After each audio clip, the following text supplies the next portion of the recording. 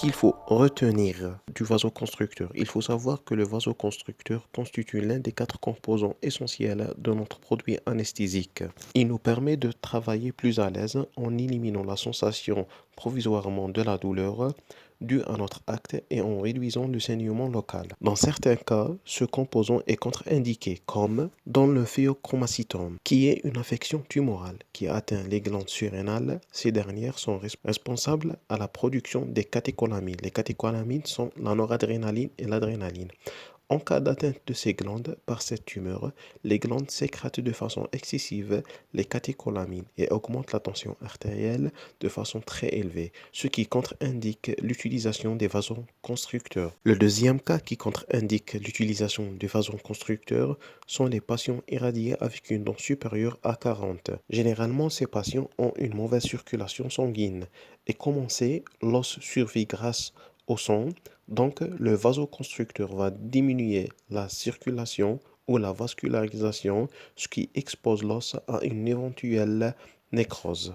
Le troisième cas, c'est le diabète et les personnes hypertendues non équilibrées. Je précise bien les non équilibrés. Et en quatre, le vasoconstricteur est aussi contre-indiqué chez les patients arythmiques non stabilisés. Ça veut dire les patients qui ne suivent pas chez un cardiologue ou qui sont sous traitement, mais le traitement est inefficace pour ces patients. Ces quatre cas constituent une contre-indication absolue. Dans d'autres cas, l'utilisation du vasoconstricteur peut être préconisée, mais avec des doses limitées, comme le cas dans l'infarctus du myocarde, les insuffisances cardiaques et les arythmies cardiaques qui sont stabilisées.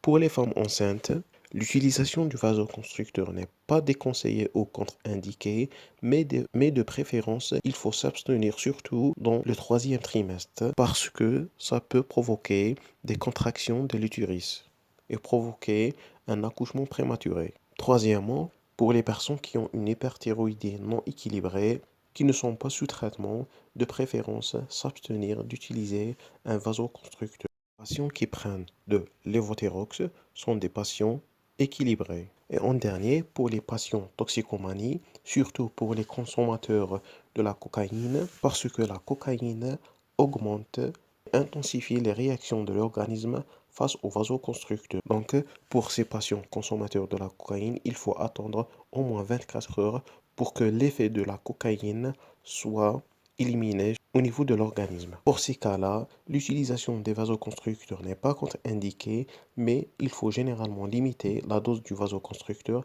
à 4 carpules. Au-delà de ces doses, utiliser des anesthésies sans vasoconstricteur. À la fin, les patients asthmatiques constituent ou représentent un sujet de controverse sur l'utilisation ou non des vasoconstricteurs. Il faut savoir que ces patients ont un risque de développer des bronchospasmes. Le vasoconstricteur, dans ce cas-là, il est un bronchodilatateur qui aide à éviter les bronchospasmes. Donc, la contre-indication de l'utilisation du vasoconstricteur n'est pas liée au vasoconstricteur, mais elle intéresse le sulfite, qui est l'agent conservateur du vasoconstricteur, qui est l'adrénaline. Et comme l'agent conservateur est l'un des composants essentiels de l'anesthésie, on évite l'injection du vasoconstricteur à cause de son agent conservateur. Donc, la contre-indication intéresse le sulfite qui représente chez les patients asthmatiques un agent allergène qui développe chez ces patients des bronchospasmes ou des crises asthmatiques. Donc, si on trouve une anesthésie avec un vasoconstricteur et un agent conservateur autre que sulfite ou le bisulfite, on utilise le vasoconstricteur avec cet agent conservateur qui est le paraben sans aucune contre-indication.